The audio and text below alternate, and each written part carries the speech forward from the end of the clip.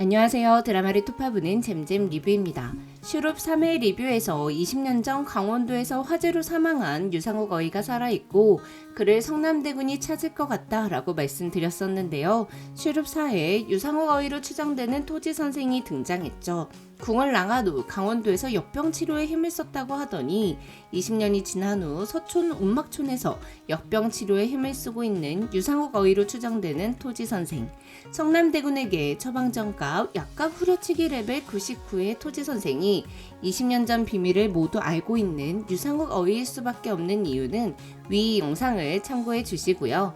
이번 리뷰는 약한 나무는 쳐내야 한다는 신념을 갖고 있는 데뷔가 태소용을 이용해 세자를 해치게 한 방법과 데뷔에게 노란한 태소용이 결국 죽음에 이르게 되고 성남대군이 이 모든 걸 알아내고 보건군이 힘을 합쳐 데뷔에게 복수를 한다는 내용의 내피셜 영상인데요. 원래 원칙과 굳은 심지를 갖고 있는 보건군 같은 아이가 한번 돌면 진짜 무서운 거 아시죠? 세자를 보자 하는 배동이 된 보건군이 성남대군과 함께 세자가 피를 토한 이유를 파헤치고 중전의 폐위를 막으며 데뷔에 의해 죽음에 이르는 태소용의 복수를 하게 된다는 내피셜 영상 바로 시작할게요.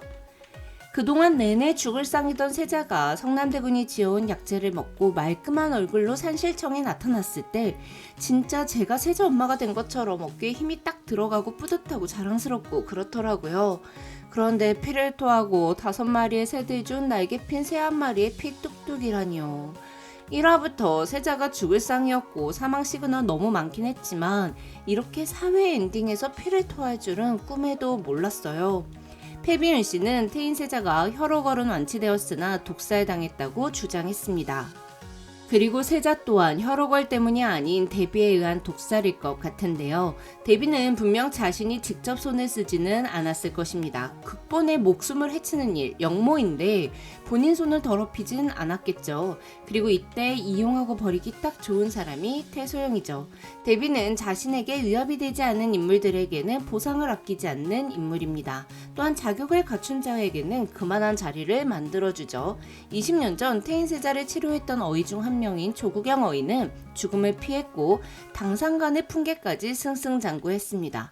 죽음을 무릅쓰고 충성을 다하고 자신을 절대 배신하지 않을 자, 자신에게 위협적이지 않은 인물에 한해서는 적당한 당근을 쥐어주며 곁에 두고 이용하는 편이지만 위협적인 인물로 발돋움하려는 순간이 포착된다면 절대 전폭적인 지지를 하지는 않는 것 같아요. 이 부분은 황원용을 대하는 데뷔의 태도만 봐도 알 수 있죠.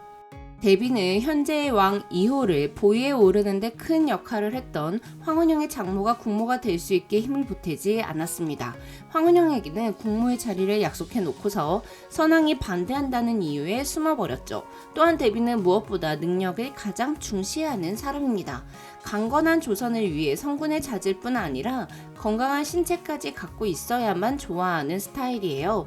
사실 그래서 데뷔가 가장 밀어주고 싶은 이는 외가가 빵빵한 의성군이 아니라 뒷배가 없는 보건군일 것 같습니다. 의성군이 세자가 되고 왕이 된다면 그 권력은 외가인 황원영이 나눠 갖게 되겠죠. 그렇다면 왕권 강화를 원하는 데뷔의 뜻과는 반하는 것이에요. 보건군은 궁합 누구나 인정하는 가장 똑똑한 왕자입니다. 데뷔도 보건군의 능력을 인정하고 있을 겁니다. 그렇기에 배동평가 시 가장 능력이 출중한 이를 뽑으라고 시강원 사람들에게 말했겠죠. 공정하게 평가하면 누가 봐도 1등은 보건군이라고 데뷔도 인정하니까요.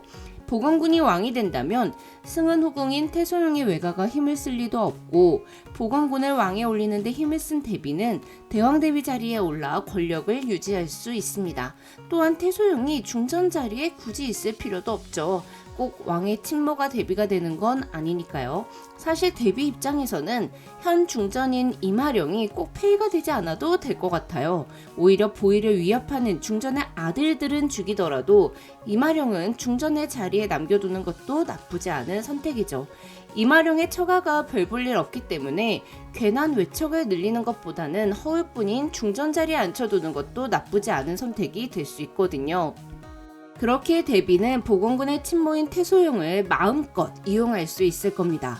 데비는 태소용에게 보건군의 뒷배가 돼주겠다며 그녀의 목숨을 요구했습니다. 태소용은 어떤 말씀을 제게 하시든 무조건 들어드릴 것이며 목숨도 바치겠다 답했고요. 간절한 사람만큼 쉽게 움직일 수 있는 사람도 없잖아요. 똑똑한 아들을 제대로 뒷바라지해주지 못하는 게 항상 속상한 태소용이니 영특한 아들이 왕이 될 수 있다는데 못할 게 없겠죠. 데비는 혈오거를 앓고 있는 사람에게만 독이 되는 약재 또는 식자재를 태소용에게 주면서 이것을 세자의 상에 몰래 올리라 명했을 것 같아요. 할머니가 약을 전하면 세자가 송구스러워할 테니 태소용이 대신 좀 해달라 하면서요.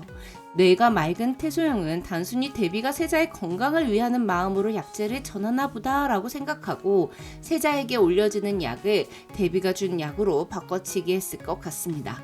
겉으로 보기에는 독이 아니라 혈오거를 앓고 있는 사람에게만 독이 되는 약재를 데비는 이미 태인 사자에게 사용했을 거예요. 한 번도 했는데 두 번이라고 못할 것도 없죠.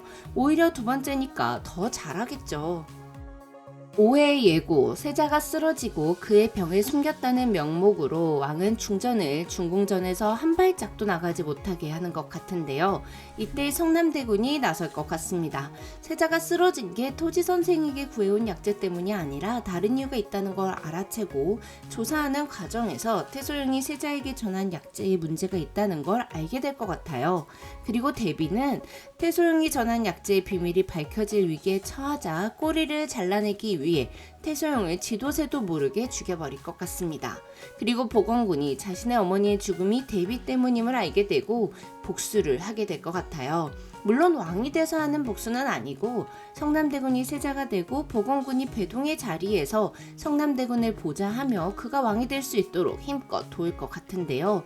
보건군이 왜 무서운 사람인지 이야기 좀 해볼게요. 태소용이 준비해온 거벽, 형조 참판을 발라버린 보건군, 국본의 치도를 밝혀 교육하는 임무를 가진 세자 시강원을 겨누는 사람이 왕자에게 부패한 치도를 알려주러 이 밤중에 드신 거냐고 임시변통만 알고 원칙을 모르면 일그러지는 것이니 원칙에 어긋나는 반칙을 원치 않으니 이만 나가달라 한마디도 대꾸할 수 없게 해버린 우리 보검군. 제 아들도 아닌데 왜 이렇게 자랑스러운 거죠? 배동 2차 선발 복시에서 역병이 터진 운막촌 문제를 논할 때 성남대군의 답변은 훌륭했습니다. 백성을 구하기 위해 불에 몸을 내던질 정도로 백성을 사랑하고 역병에 대한 역학조사는 물론 구휼과 구료까지 더해져야 한다는 성남대군의 말 맞죠? 맞아요. 하지만 대신들에게는 성남대군이 따라가기 어려운 스타일이었을 거예요. 좋게 말하면 자유롭다, 틀을 깬다, 나쁘게 말하면 격식이 없다라고 생각할 수 있겠죠.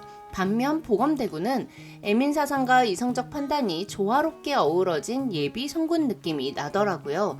또한 보검대군의 답은 1회에 나왔던 왕이는 의견과도 가장 비슷했습니다. 하지만 원칙주의자인 보건군이 적통대군이 세자가 된다라는 원칙을 깨고 세자가 되기를 원하지는 않을 것 같아요. 그렇게 보건군은 세자가 되어 데비에게 복수를 하는 것이 아니라 세자를 보좌하여 데비에게 복수를 하는 방법을 찾을 것 같습니다. 백성을 위해서라면 불에도 뛰어들 수 있는 성남대군과 백성을 사랑하는 마음에 이성적 판단 1스푼을 갖고 있는 과학자 재질 보건군이 힘을 합친다면 완전 막강해질 것 같아요. 그럼 전 슈룹 포스터에 담긴 숨은 의미를 해석하는 영상으로 다시 돌아올게요. 지금까지 드라마를 토파보는 잼잼 리뷰였습니다. 감사합니다.